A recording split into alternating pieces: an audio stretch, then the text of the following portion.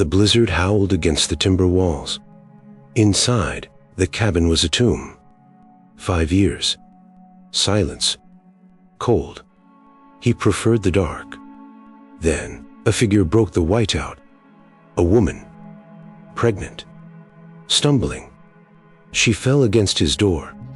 He opened it, ready to cast her out. But the firelight caught the silver on her neck. His heart stopped. It was the locket. The one he buried 6 feet deep with his late wife. The wind did not just blow. It screamed. Elias sat in the wooden chair that had shaped itself to his back over 5 long years. The cabin was dark. The fire was low. On the rough mantelpiece, the old brass pocket watch hammered away at the silence. Tick. Tick. Tick. It was the only voice he allowed in the house. Every second was a reminder of time he did not want. He stared at the frosted glass of the window. Outside, the world was gone. Erased by white. The blizzard had raged for 3 days. It buried the fences. It buried the road. It tried to bury him, but the cabin held. He picked up his coffee cup. Cold. He set it down. The watch continued its relentless counting. Tick. Tick. Then he saw it. A shadow. Out in the white void, something moved. It was not a wolf. Wolves were smart enough to stay underground. It was a shape. Human. Elias narrowed his eyes. He did not want visitors. He did not want trouble. He wanted the cold to take him, eventually. But the shape fell. It rose again, stumbling. Then it fell and did not get up. Elias sat there for a long moment. The watch ticked loudly in the room, judging him. He cursed. He stood up, his knees popping with the cold. He grabbed his heavy coat from the peg. He opened the door. The wind hit him like a physical blow. It stole the breath from his lungs. He lowered his head and pushed into the storm. The snow was waist deep in the drifts. He fought his way to the dark clump in the snow. It was a woman. Her skin was blue. Her lips were cracked. And she was huge with child. Elias felt a pang of old pain in his chest. He pushed it down. He scooped her up. She was heavy, dead weight in his arms. The wind tried to knock them both down. He marched back to the cabin. Step by step. Boot by boot. He kicked the door shut behind him. The silence returned, instant and heavy. He laid her on the rug before the hearth. He stoked the fire. The flames leapt up, casting long shadows against the logs. The heat washed over them. The woman did not move. He checked her pulse. Weak. Thready. The pocket watch on the mantel seemed to slow down, matching the rhythm of her struggle. Tick. Tick. Elias backed away from the hearth. His boots scraped loudly on the floorboards. The sound was harsh, unwelcome. He stared at the woman lying on his rug. The firelight danced over her face. Pale, young, and wearing a necklace that belonged to a ghost. Elias scraped the back of his wooden chair. His knuckles turned white. The cabin felt smaller suddenly, suffocating. On the mantel, the brass pocket watch kept its rhythm. Tick, tick, tick. It sounded like a judge's gavel.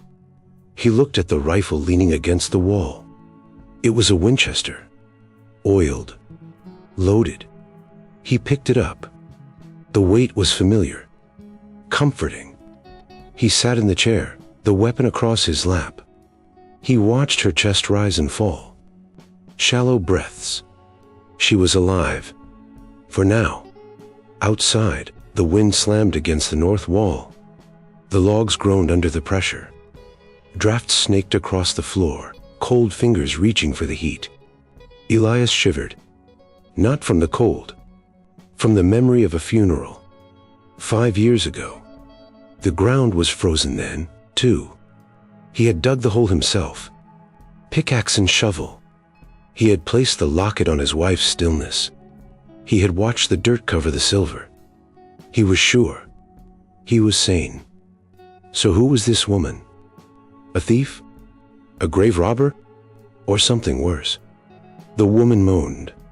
Hello, pain sound. She shifted, clutching her stomach. The blanket slipped off her shoulder. Elias stayed seated. His finger hovered near the trigger guard. He waited. She did not wake. She only shivered, a violent tremor that shook her small frame. The cold was killing her. Elias cursed under his breath. He set the rifle down. Reluctantly, he went to the iron stove in the corner. He shoved more wood into the firebox. Oak. Dry and hard. The fire roared its thanks. The heat bloomed outward, fighting the drafts. He grabbed a heavy quilt from his bunk. It smelled of dust and cedar. He walked back to the woman. He knelt beside her.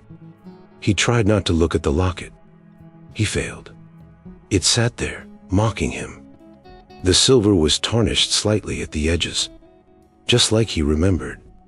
He covered her with the quilt. He tucked it around her shoulders. His hand brushed her neck. Her skin was burning hot.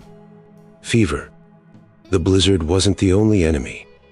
Sickness was in the room now. Elias stood up quickly. He needed distance. He went to the window. He scraped a small circle in the frost on the glass. Blackness, nothing but swirling chaos. Then, a sound. Thump. It came from the porch. Elias spun around. He grabbed the rifle again. He leveled it at the heavy timber door. His heart hammered against his ribs. Tick, tick, tick. The watch seemed to speed up. Another thump. Heavier this time. Like a boot kicking the wood. Elias held his breath. He waited for the latch to lift. He waited for the hinges to scream. Silence. Only the wind. He lowered the barrel an inch. Probably a branch. Broken by the storm. Hurled against the house. Probably. But the adrenaline didn't leave.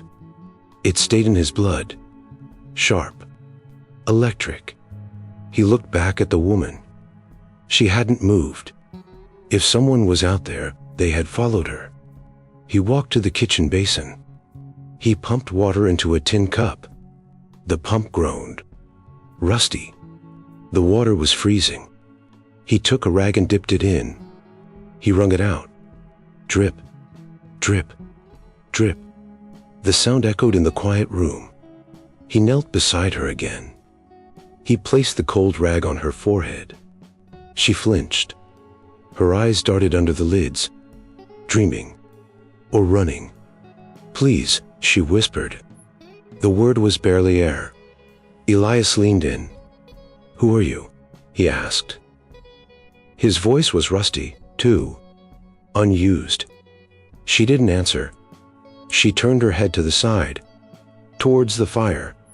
Towards the heat. Elias sat back on his heels. He watched the steam rise from the rag. He felt like an intruder in his own home. The space had been his alone. His sanctuary. His tomb. Now, it was shared. Crowded. He checked the locket again. He had to know. He reached out. His rough fingers touched the cool metal. He pressed the tiny catch on the side. It stuck. Just like it always did. He applied pressure. Click. It sprang open. Elias held his breath. He expected a picture. His wife's face. Or maybe this stranger's lover. But it was empty. Void. Only smooth, polished silver inside.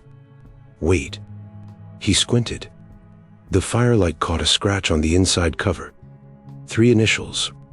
Roughly carved. E.M. C. Elias Matthew Clarke. His name. He had carved it there on their wedding night. A secret promise. He let the locket snap shut. He pulled his hand back as if burned. It was his. Undeniably. Impossible. He stood up and paced the floor.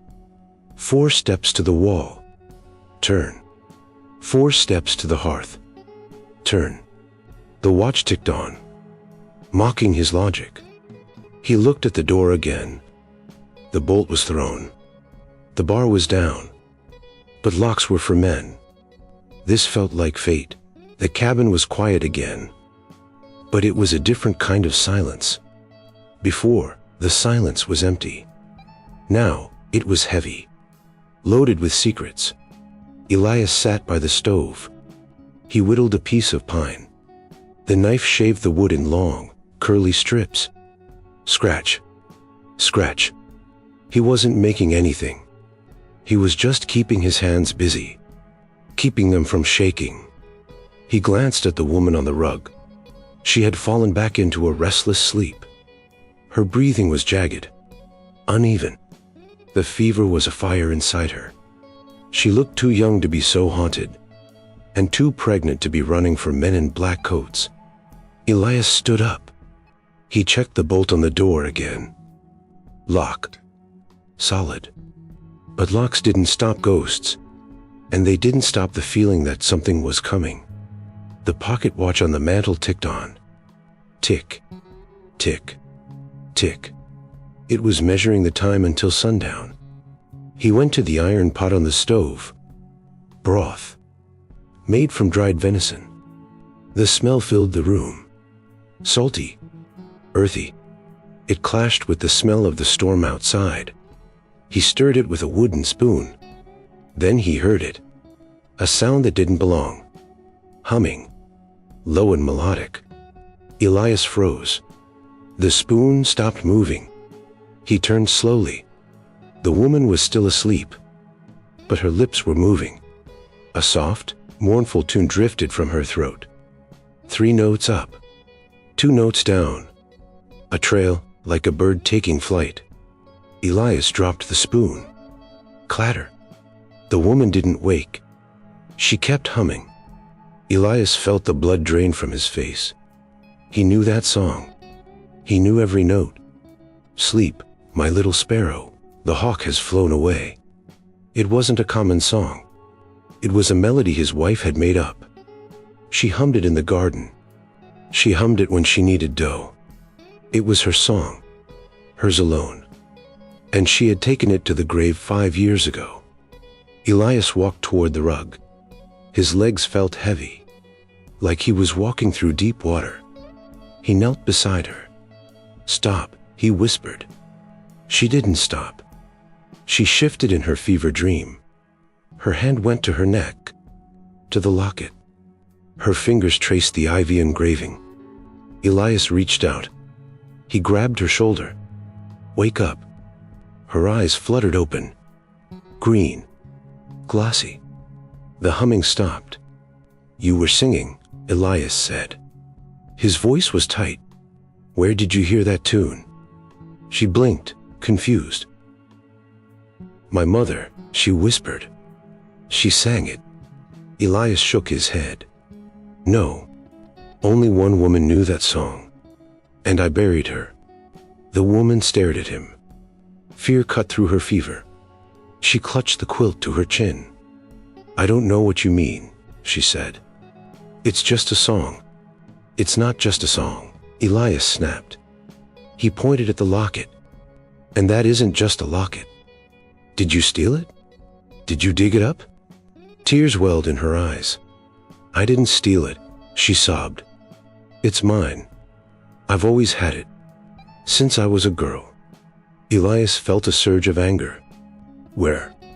I bought that locket in the city. 10 years ago. I carved my initials inside it. EMC. He leaned closer. Open it, he commanded. Radiant inscription. She shook her head. I can't. It's stuck.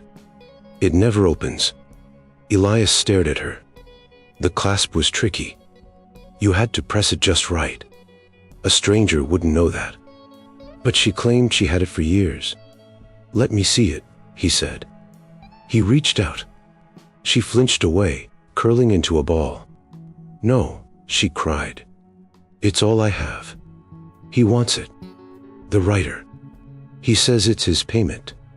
Elias pulled his hand back. The writer. Baron Kincaid. Everyone knew Kincaid collected debts. But why a locket? Unless he knew what it was. Unless he knew who it belonged to. Elias stood up. The pieces didn't fit. His wife's locket. His wife's song. A stranger who claimed them both. He walked to the stove. He poured a cup of the steaming broth. He set it on the floor beside her. Drink, he said. His voice was flat. Defeated. Then sleep. The storm will break soon. And when it does, I want answers. He walked back to his chair. He sat down. The pocket watch ticked on the mantel. Tick, tick, tick. It wasn't just measuring time anymore. It was measuring the distance between the living and the dead. Elias closed his eyes. He could still hear the humming in his head. 3 notes up, 2 notes down. The cabin felt crowded with ghosts. The storm raged for another day. But inside, the air had changed. It smelled of yeast, flour, burnt sugar. Elias stood in the doorway. He watched Sarah moving around his kitchen. Her movements were slow, heavy. One hand rested on her lower back. But she didn't stop. She was kneading dough on the rough pine table. Thump, slap, thump. The rhythm was softer than the watch. Alive. Elias felt a tightness in his chest. That table had been empty for 5 years. Just a place to put his gun. Now it was a workspace. He wanted to tell her to stop, to leave the ghosts alone. But he couldn't. She looked desperate, like she had to be useful to earn her air. She looked up. Flour streaked her cheek, white on pale. I found the flour, she said. Her voice was stronger today. I see that, Elias said. He walked into the room. He kept his distance. The floorboard creaked. He checked the window. The frost was still thick, but the sun was fighting the clouds behind it. The bread will be ready soon, she said. She kneaded harder. It's not much, but it's warm. Elias grunted. He poured a cup of coffee. Hot. Strong. She had made that, too. He took a sip. The warmth hit his stomach. It felt like a betrayal. He shouldn't enjoy this. The pocket watch on the mantel ticked. Tick. Tick. Tick. Sarah flinched. She looked at the brass circle like it was a snake. Does it ever stop? She asked. No, Elias said. It's a good watch. It's loud, she whispered. She punched the dough down. Violently. He has a clock like that, she said. In his hallway. It chimes every hour. It sounds like a funeral bell. Elias leaned against the counter. Kincaid. The name hung in the air. She nodded. He counts everything, she said. Minutes. Coins. People. He hates to lose count. Elias listened to the watch. It didn't sound like a funeral today. It sounded steady. Patient. He won't find you here, Elias said. He didn't know if it was true, but he said it anyway.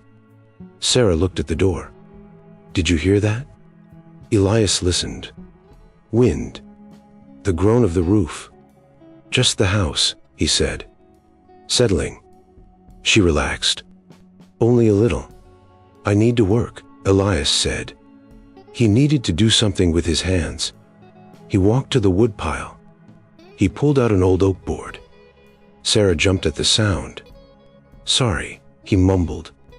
He carried the wood to the hearth. He sat on his stool and took out his knife. Scrape. Scrape. The sound mixed with the crackle of the fire. Sarah put the dough in a pan. "What are you making?" she asked. Elias didn't look up. "Nothing. Just wood." She walked closer, carefully. "I saw something," she said. "In the loft, under a tarp." Elias stopped scraping. He knew what she had seen. "Leave it," he said. His voice was a growl. "It's broken," she said. "One of the rockers is split, but the rest is good. Strong." Elias looked up. His eyes were hard. "It stays in the loft." Sarah didn't back down. She put a hand on her stomach. A protective gesture. "My baby will need a place to sleep," she said. "The floor is cold." Elias looked at the fire. He remembered building that cradle. He remembered imagining his own son sleeping in it. But the cradle had stayed empty, just like the house. "It's bad luck," he said. "A dead child's bed." Sarah shook her head. "What isn't cursed, Elias? People are." She walked to the ladder. She just stood there, looking up, waiting. Elias sighed. A long, ragged exhalation. He stood up. He climbed the ladder. The loft was dark. He pulled the tarp back. There it was. The walnut cradle. Hand-carved. He picked it up. Lighter than he remembered. He carried it down and set it by the fire. Sarah smiled. It transformed her face. It made her look dangerously human. "Thank you," she said. Elias didn't answer. He inspected the rocker. She was right. Split down the grain. Fixable. He grabbed the oak board. He measured it. He took his saw from the wall. Rip. Rip. The saw cut through the silence. It was a good sound. Productive. Sarah put the bread in the oven. The smell of baking masked the smell of old grief. Elias worked. He focused on the joinery. Tap, tap, tap. His hammer found a rhythm. It synced with the pocket watch. The watch didn't sound frantic anymore. It sounded like a metronome. An hour passed. The rocker was fixed, stronger than before. He rubbed oil into the wood. It gleamed in the firelight. Sarah brought him a plate. Bread. Hot. Steaming. "Eat," she said. Elias took it. He bit into the crust. Soft. Sweet. He hadn't tasted anything this good in 5 years. He looked at the cradle, then at her. "When is it due?" he asked. Sarah sat on the rug. "Soon," she said. "A few weeks." She looked at the window. The wind rattled the pane. Part. Like a fist. The tension returned. Instant. Sharp. "He'll come when the snow clears," she whispered. "He wants the locket. But he wants the baby more." Elias stopped chewing. "Why? Why a baby?" Sarah touched the locket at her throat. "Because he has no air," she said. "And he thinks." She trailed off. "He thinks it's his." Elias felt the cold seep back into the room. He looked at the empty cradle. He looked at the rifle. "Is it?" Elias asked. The question was blood, cruel. Sarah shook her head. Fiercely. "No. My husband died in the mines. 6 months ago. Kincaid owns the mines. He thinks he owns the widows, too." Elias gripped the plate. He understood now. Kincaid wasn't just a tyrant. He was a collector. He collected debts. And he tried to collect lives. Elias looked at the pocket watch. Tick. Tick. Tick. It was counting down again. The peace of the afternoon was gone. The throb had started inside. But outside, the freeze was still waiting. And the ice was bringing wolves. "Get some sleep," Elias said. He stood up. He walked to the window. He wiped the glass. The sun was gone. The gray was back. "I'll take the first watch." Sarah laid down on the rug. "You're a good man, Elias," she whispered. Elias didn't answer. He wasn't a good man. He was a tired man. But as he watched the tree line, his hand drifted to his belt, to the knife. He wasn't just waiting for the cold to take him anymore. He was waiting for a fight. And for the first time in 5 years, he had something to lose. The silence woke him. For 3 days, the wind had been a physical weight against the walls. Now, it was gone. Elias sat up. The air in the cabin was still, cold. He pulled on his stiff boots. He grabbed his rifle. He didn't check the chamber. He knew it was loaded. He walked to the main room. Sarah was asleep on the rug, curled around the cradle. One hand rested on the polished walnut rail. She looked peaceful, like she belonged there. The fire had burned down to embers. Elias lifted the heavy bar from the door. He pushed it open. The light blinded him. The world had changed. The gray was gone. The sky was a piercing, impossible blue. The sun reflected off the snow. Millions of diamonds. Sharp. Painful. He stepped onto the porch. The snow was drifted high. The trees were white statues in a frozen garden. It was beautiful. And deadly. The roads were buried, but the sky was clear. A man on a horse could see for miles. Elias took a deep breath. Ice and pine needles. He grabbed a shovel. He needed to clear a path. Not for guests. For a line of fire. He stepped off the porch and sank to his thighs. He began to dig. Chunk. Throw. Chunk. Throw. The sound echoed too loudly off the trees. It announced his presence. But he had no choice. He worked for an hour. Sweat froze on his brow. He cleared a path to the woodpile. To the well.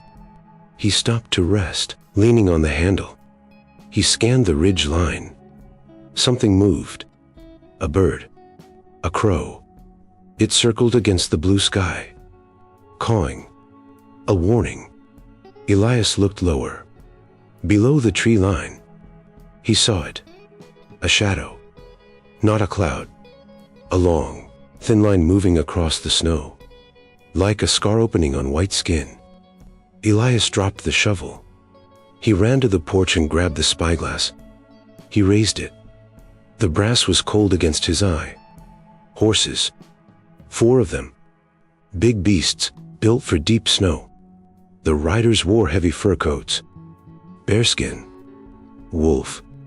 The lead rider sat tall. Arrogant. He rode a black stallion abreast of the snow like a ship. Elias didn't need to see the face. He saw the saddlebag. Tool leather.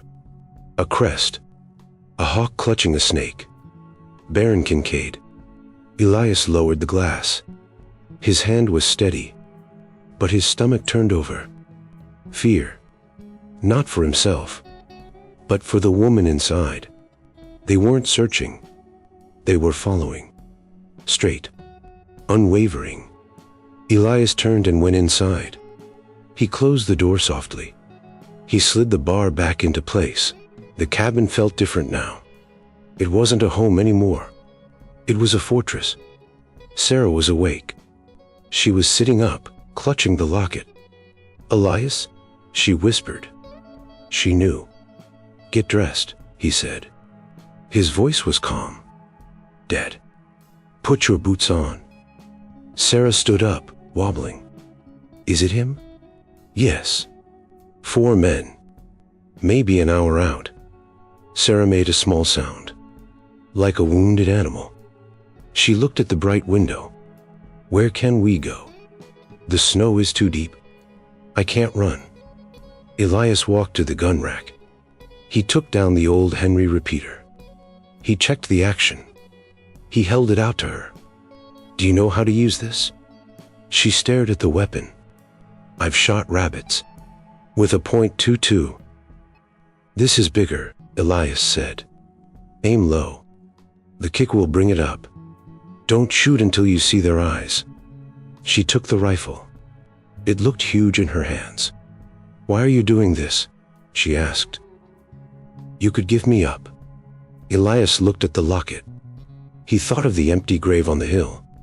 "He doesn't leave witnesses," Elias said. "And neither do I." He went to the window and cracked the shutter. The riders were closer. He could see steam rising from the horses. He heard the faint jingle of a bridle. Ching, ching.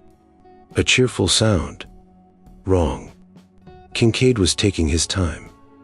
He was enjoying the hunt. Elias felt a cold rage settle in his chest. It replaced the fear. It was fuel. He looked at Sarah. She was sitting in the corner, rifle across her lap. She was humming. Softly. Unconsciously. The lullaby. 3 notes up. 2 notes down. "Sleep, my little sparrow." It sounded like a goodbye. Elias walked over and knelt beside her. "Stop," he said. "Don't sing that." She looked at him, eyes wet. "It calms him," she said. "The baby."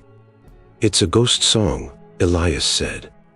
"We don't need ghosts right now. We need anger." "Get angry, Sarah. He killed your husband. He wants your child. Don't sing to him. Curse him." Sarah's face hardened. The fear receded, replaced by a spark. Flinched tracking steel. She nodded. "Okay. I'm angry." Elias stood up. "Good. Keep that." He went back to the window. The riders had stopped at the edge of the clearing. 200 yards. Kincaid was pointing at the cabin. He was smiling. The Baron reached into his saddlebag. He pulled out a white cloth. He tied it to his rifle barrel and waved it.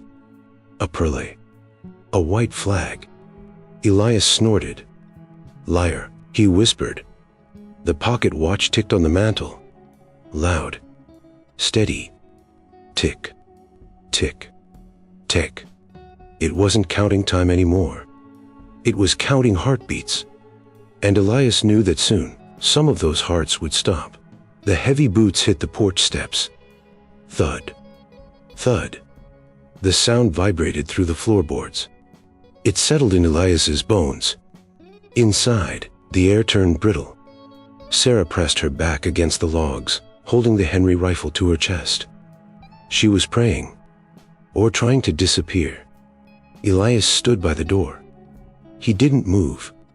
He listened. The pocket watch on the mantel ticked. Tick. Tick. Tick.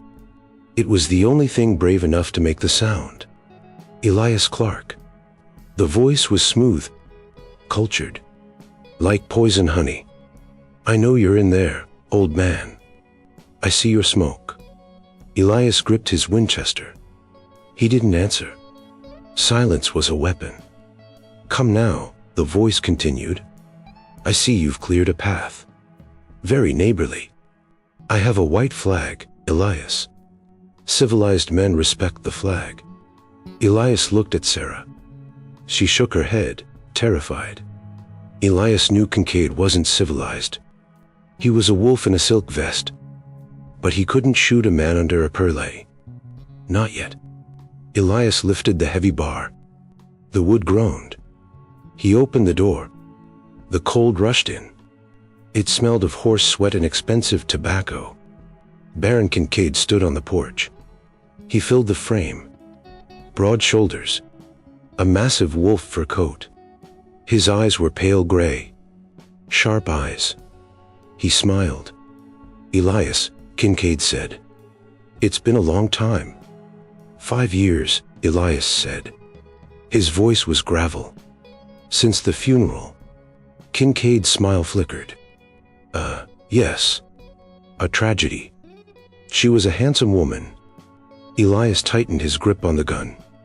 "State your business." Kincaid pulled a leather glove from his hand. "I want what is mine, Elias. I've lost something. A girl. A servant. Run off in the storm. Pregnant, too. But I saw your tracks. Elias didn't blink. I haven't seen a soul in weeks. Kincaid chuckled. Hello, what sound? Where? He pointed at the floor. I hear the breathing. Elias felt his heart skip. Kincaid had ears like a bat. She's my kin, Elias said. My niece. Kincaid raised an eyebrow. Your niece? I thought your family was dead. Or left you. The insult landed. Elias didn't bite. Get off my porch. Kincaid stopped smiling. The mask slipped. Fine. You have the girl. She's an indentured servant. Her debt is to me. She belongs to the estate. And she stole something. Something valuable. Elias watched Kincaid's hand hover near his revolver. She has nothing, Elias said. Just the clothes on her back. That child is my property, too, Kincaid said. The words hung in the cold air. Frozen. Disgusting. People aren't property, Elias said. Kincaid laughed. Everything is property. Land. Water. Women. And she stole a deed. Or the equivalent. A silver locket. Elias went still. The wind howled. Inside, the pocket watch ticked. Tick. Tick. A locket? Elias asked.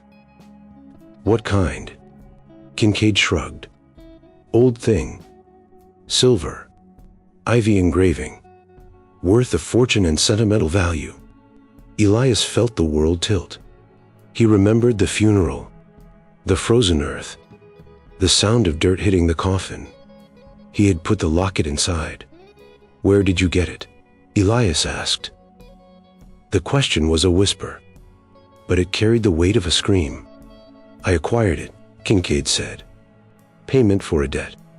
Old man Clarke owed me. So I took collateral. After he passed, of course. Elias stared at him. You dug it up. It wasn't a question. It was a horror. Kincaid waved his hand. The dead don't need silver, Elias. It was a waste. Burying good metal. I simply reclaimed it. And that girl stole it from my desk. The rage didn't explode. It froze. It turned into a glacier inside Elias's chest. This man hadn't just trespassed. He had violated the grave. He had touched her corpse. Elias looked at Kincaid's neck. He judged the distance. He could put a bullet in that throat. He wanted to. God, he wanted to. But he couldn't. Not with 3 men in the trees. Not with Sir inside. If he shot now, they would burn the cabin. You robbed a grave, Elias said. I collected a debt, Kincaid snapped. The law is on my side. I am the law. Now give me the girl. And the locket. Elias stepped back. He pulled the door with him. Get off my land, Elias said. You have until sundown. After that, the parley is over. Kincaid sneered. Sundown? You think you can hold me off? I have 4 men. And torches. I'll burn you out like a rat. Elias looked at the sun. It was falling. Sundown, Elias repeated. Then the dying starts. He slammed the door. Bam. He threw the bolt. He leaned his forehead against the wood, shaking. Not from cold. From the need to kill. Elias? Sarah's voice was small. He turned. She was clutching the locket. He dug it up? She whispered. She had heard. He touched her? Elias walked over to her. He stopped. He looked at the locket. The ivy. The silver. It wasn't a ghost anymore. It was a crime. Yes, Elias said. He touched her. He put his hand over the locket. His palm was rough. Warm. Keep it safe, he said. It belongs to you now. It never belonged to him. Sarah looked up. What are we going to do? He has men. He has fire. Elias looked at the pocket watch. Tick, tick, tick. It was marching toward the dark. We fight, Elias said. He walked to the loose floorboard under his bunk. He knelt down. He pried it up. Underneath was a box. Ammo. Dynamite. Tools of a war he thought he had left behind. He looked back at Sarah. His eyes were hard. He dug up the past, Elias said. So I'm going to bury him with it. The box smelled of the past. Gun oil. Old brass. And something sharper. Nitroglycerin. Elias unwrapped the sticks of dynamite. They were wrapped in wax paper. Red cylinders. They looked like heavy candles. But they didn't bring light. They brought ruin. Sarah watched him from the hearth. She had stopped shaking. Fear had burned itself out. Now, there was only waiting. What is that? She asked. Mining charges, Elias said. He handled them gently, like newborn things, from the quarry. I stole them before they closed it down. Why? Elias looked at the sticks. Because the world is hard, he said. And sometimes a man needs to break it. He took a spool of fuse wire. He cut a length. 6 inches. Short. That meant 5 seconds. Maybe 4. He crimped the cap with his teeth. The copper tasted bitter. He slid the cap into the dynamite. He taped it tight. 1 bomb ready. 3 to go. Outside, the afternoon dragged on. The sun moved across the sky. Too fast. And too slow. It was a golden countdown. Every shadow that stretched across the snow was a minute lost. The wind had died completely. The silence outside, it was absolute. But it wasn't peaceful. It was the silence of a hell breath. Elias walked to the window. He stayed back from the glass. In the shadows. He looked out. He saw smoke rising from the tree line. Campfires. Kincaid's men were making coffee. They were comfortable. They knew they had the numbers. They knew they had the time. A voice drifted across the clearing. Laughter. Sharp and ugly. It cut through the glass. Elias gripped the window frame. He felt the wood splinter under his fingers. They were laughing at the grave. They were laughing at the woman inside. They were laughing at him. He turned back to the room. The fire was popping. Warmth radiated from the stones. It tried to fight the chill coming off the windows. But the cold was winning. Elias went to the heavy oak table. He pushed it, grinding against the floor. He shoved it against the door. A barricade. It wouldn't stop them, but it would slow them down. Elias, Sarah said. She was holding the Henry rifle. Her knuckles were white. If they get in, they won't, Elias said. But if they do, she looked at her stomach. Then it began. I won't let them take me. I won't let them take him. Not to that house. Not to be a slave. Elias walked over to her. He took the rifle from her hands. He checked the safety. He handed it back. If they get in, Elias said, you aim for the leader. Not Kincaid. The one closest to you. You make them pay for every inch. Sarah nodded. Her jaw set. She looked different than the girl who fell in the snow. Harder. Forged. Elias looked at the mantle. The pocket watch. Tick. Tick. Tick. It was louder now. The sun was touching the tops of the pines. The shadows were long fingers, reaching for the cabin, reaching for the door. Elias picked up the dynamite bundle. He picked up a box of matches. He checked his pockets. Shells. Knife. He was ready, or as ready as a man could be to die. I'm going to the root cellar, he said. There's a vent. I can throw from there." Sarah stood up. "You're leaving me?" "No," Elias said. "I'm flanking them. Stay low. Stay quiet. When the noise starts, don't look. Just shoot anything that comes through that door." He walked to the back of the cabin. There was a trapdoor in the floor, hidden under a rug. He pulled it up. The smell of earth and potatoes rose up. Damp. Cool. He lowered himself into the hole.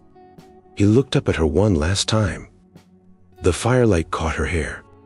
It caught the silver locket at her throat. For a second, she looked like his wife, standing there, waiting for him to come home from the fields. Elias felt a crack in his heart, a painful, jagged opening. He realized he didn't want to die. Not today. He wanted to see the winter end. He wanted to see the baby in the cradle. He wanted to hear the rocking chair creak. "Keep the fire up," he said. His voice was rough. "I'll be back." He dropped the trapdoor. Darkness swallowed him. He crawled through the narrow space. Dirt fell into his collar. Spiders skittered away. He reached the stone foundation. He found the loose rock. He pushed it. It fell outward, into the snow. A blast of cold air hit his face. He peered out. He was at ground level, hidden by a drift. He could see the boots, 4 pairs, walking toward the porch. Crunch, crunch, crunch. The sun was gone. The sky was purple, bruised. Kincaid's voice rang out. "Time's up, Elias. The sun is down. Send the girl out, or we'll light the torches." Elias struck a match. The flame flared, yellow and blue. He looked at the fuse. He looked at the boots. He whispered to the ghosts in the earth. "Not this time." He touched the flame to the fuse. It hissed. A snake waking up, sparking, angry. Elias counted. 1, 2, 3. He threw the bundle. It sailed out of the vent. It landed in the snow, right in the middle of the boots. Silence. Then the world turned white. The explosion was not a roar. It was a crack. Sharp. Final. Like the sky breaking open. Snow geysered up in a white column. Dirt mixed with ice. A horse screamed. Elias did not watch. He was already moving. He scrambled out of the vent. He pushed through the deep drift. The cold bit at his face, but his blood was hot. Adrenaline. The soldier's drug. He heard shouting. "My leg. Get down." "Where is he?" Elias reached the cover of the tree line. He merged with the shadows. He was a ghost in his own woods. He raised the Winchester. He sighted down the barrel. The clearing was chaos. The dynamite had done its work. One man was down, riding in the snow. His horse had bolted. 2 others were struggling to control their mounts. Kincaid was shouting orders.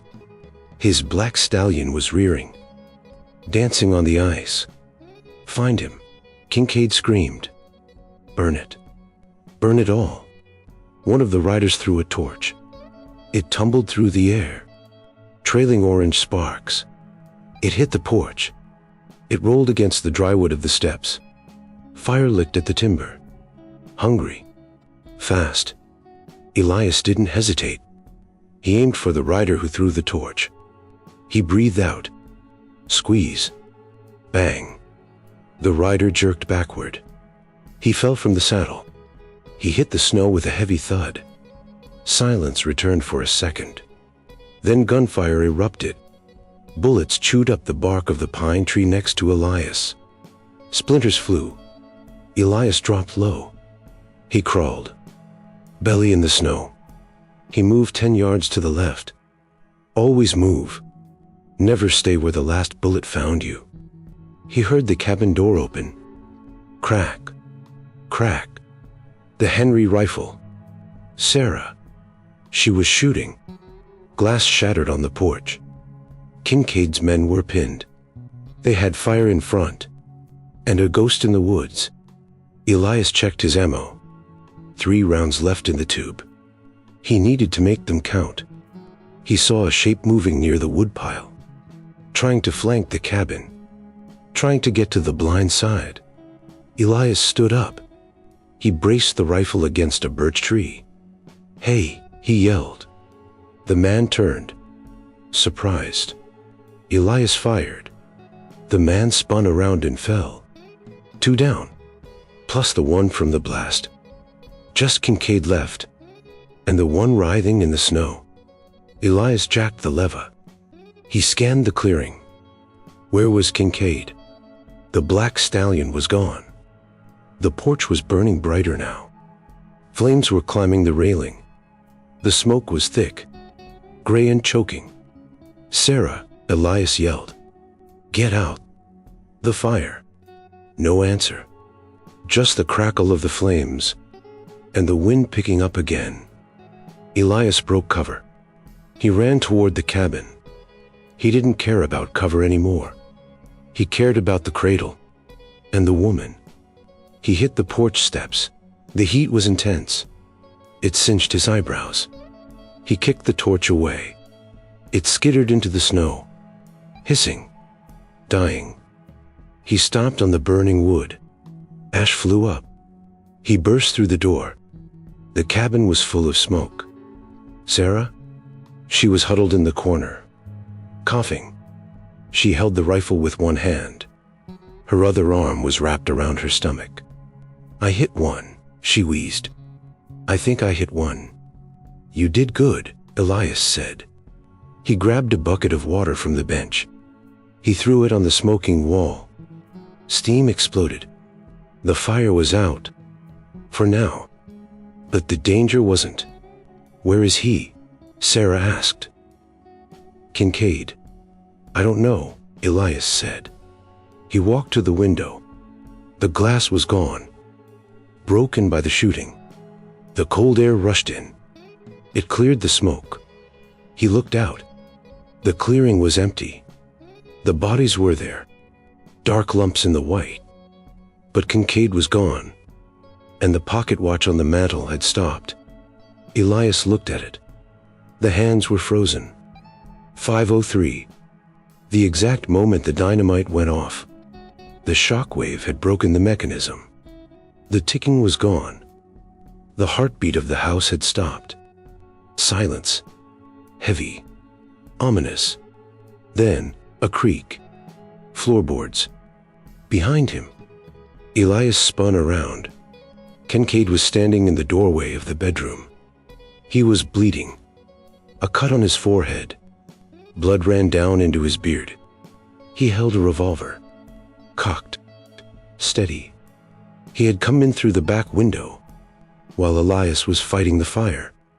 "You're a hard man to kill, Elias," Kincaid said. His voice was breathless, ragged. "But everyone dies." He aimed the gun at Sarah. "Drop the rifle," Kincaid ordered. Elias held the Winchester. It was empty. He had fired the last round at the woodpile. He let it fall. Clatter. "Let her go," Elias said. "It's over. Your men are dead." Kincaid smiled. Red teeth. "Men are cheap," he said. "But silver? Silver lasts. Give me the locket." Sarah stood up. She was trembling, but she didn't look down. She looked Kincaid in the eye. She reached for the chain. "No," Elias said. "Don't. He'll kill you anyway." Kincaid laughed. "Smart man. But wrong. I might let the child live. Servants are hard to come by." Sarah undid the clasp. The locket fell into her hand. She held it out. The silver caught the light of the dying fire. "Come and get it," she whispered. Kincaid stepped forward. "Green won. It always did." He lowered the gun an inch. He reached for the silver. Sarah dropped it. It hit the floor. Ping. It rolled. Toward Elias. Kincaid's eyes followed the metal. For a split second, he looked down. Elias didn't waste it. He didn't need a gun. He had a knife. And he had 5 years of rage. He lunged. The collision was brutal. Bone against wood. Elias didn't feel his age. He felt only the cold fire of vengeance. He drove his shoulder into Kincaid's gut. The Baron grunted. The air left his lungs in a rush. They rolled across the floor, over the rug, into the legs of the table. The revolver skittered away. It spun on the wood. Useless. Kincaid was younger. He was heavy with muscle and good food. He threw Elias off. He scrambled back. His hand fumbled for his Bowie knife. "You old fool," Kincaid hissed. "You should have died in the snow." He lunged. The blade flashed. Silver light in the gloom. Elias didn't dodge. He blocked. Forearm against forearm. The impact jarred his teeth. Pain shot up his shoulder. But he held. They were locked together. Two desperate men in a dying room. The wind howled through the broken window. It brought snow in. White flakes settling on the dark blood. Kincaid pushed, the knife inching toward Elias's throat. "She's mine," Kincaid snarled. "The locket is mine. The valley is mine." Elias looked into those gray eyes. He saw nothing there. No soul. Just a hunger that would never be full. "No," Elias wheezed. "You're just a tourist. I live here." Elias twisted his hip. He used the leverage of the floor. He swept Kincaid's leg. The Baron fell. Elias went with him. He drove his own knife down. It wasn't elegant. It wasn't a duel. It was butchery. The blade found the gap in the heavy coat. It found the heart. Kincaid gasped. His eyes went wide. Surprised.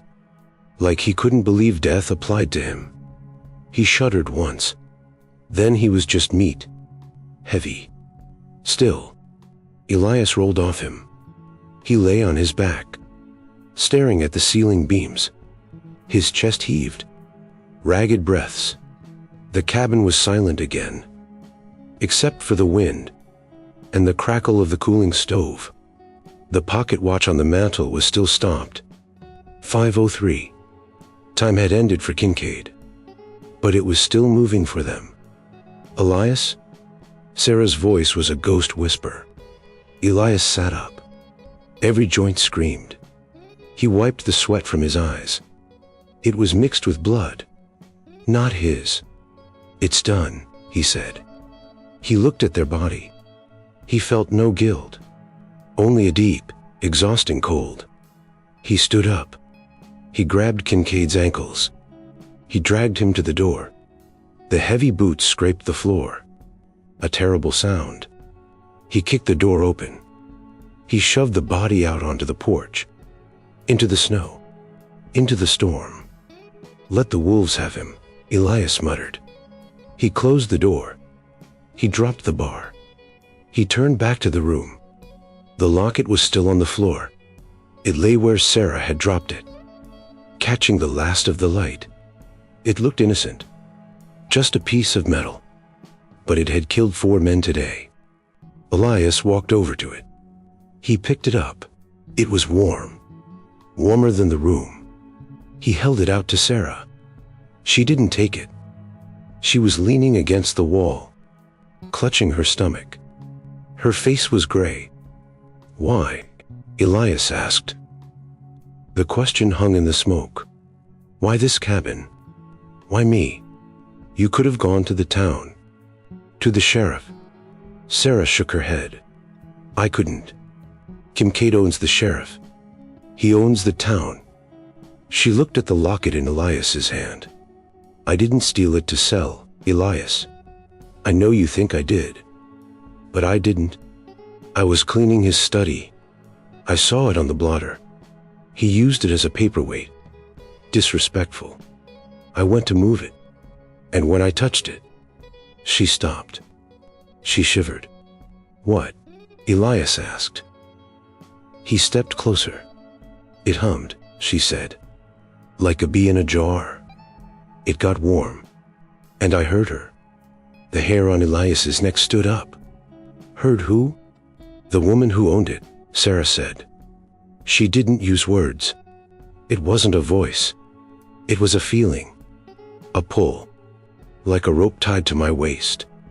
Pulling me north. Pulling me here. Elias looked down at the silver ivy. He ran his thumb over the engraving. He remembered the day he gave it to her. Their 20th anniversary. She had laughed. She said it was too fancy for a farmer's wife. But she never took it off.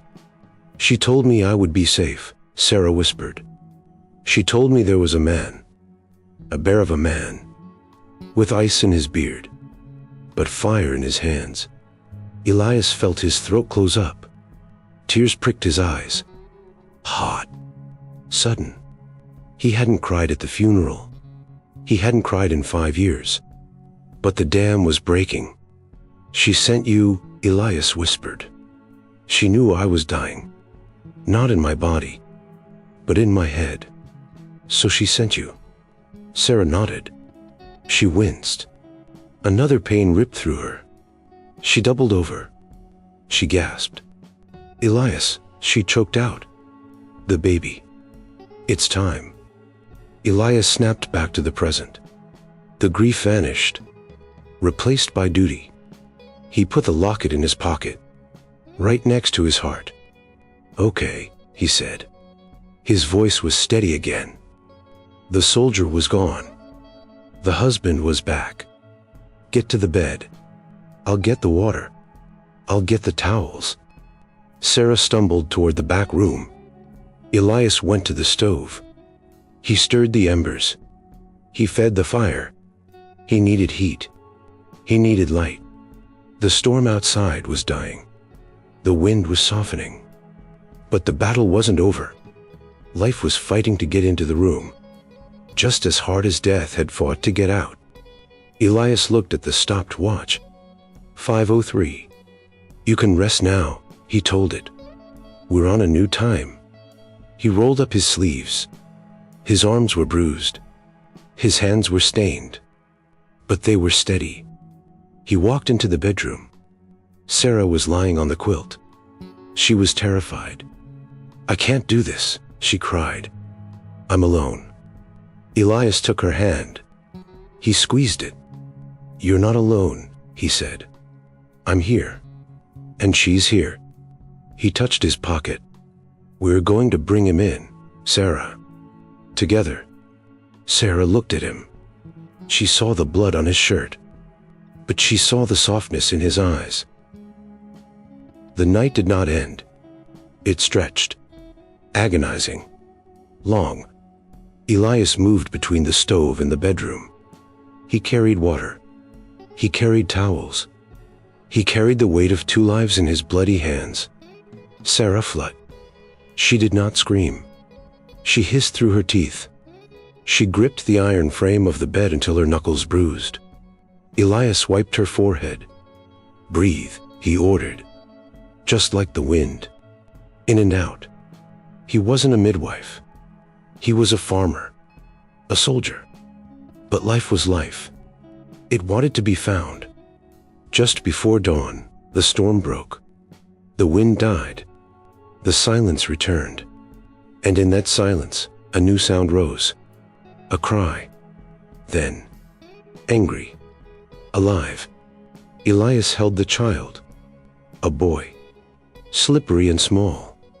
He wrapped him in a warm towel. He looked at the face, red and wrinkled. But the eyes were open. Dark. Searching. He handed the bundle to Sarah. She took him. She didn't speak. She just wept. Quiet tears that washed the soot from her face. Elias walked to the window. He looked out at the snow.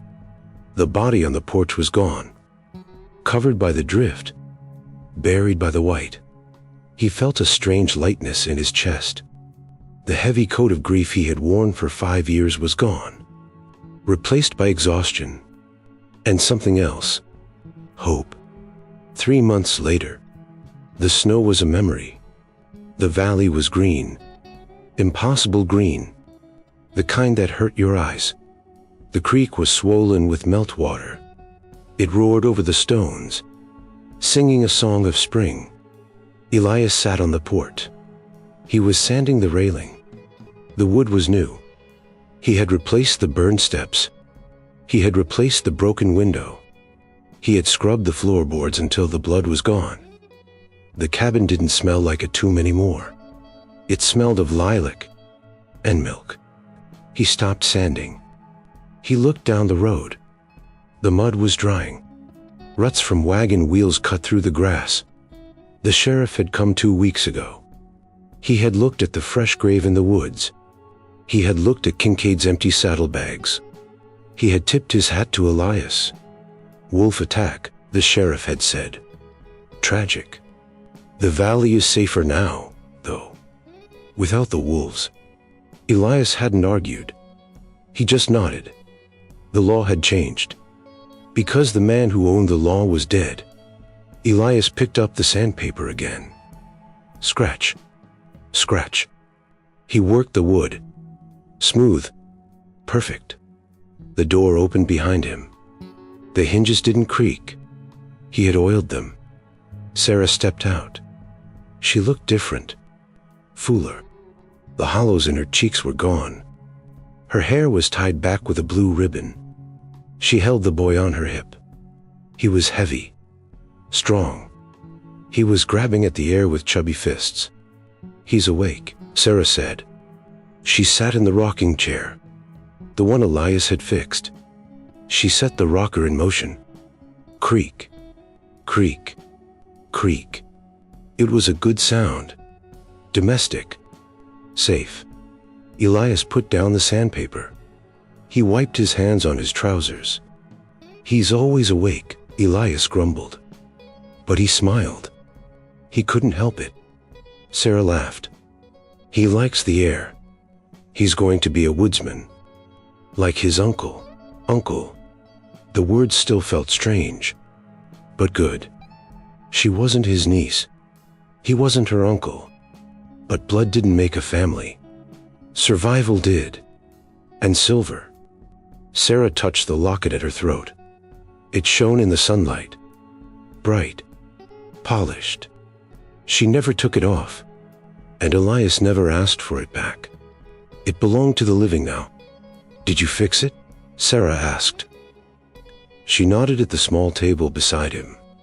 Elias picked up the brass pocket watch. He had spent 3 nights working on the gears, straightening the mainspring, cleaning the soot from the escapement. It was a delicate thing, fragile, like trust. He held it to his ear. He wound the crown. Click, click, click. He waited. The balance wheel swung. The heart of the machine caught. Tick, tick, tick. Strong. Steady. It didn't sound like a bomb anymore. It didn't sound like a countdown to death. It sounded like a pulse.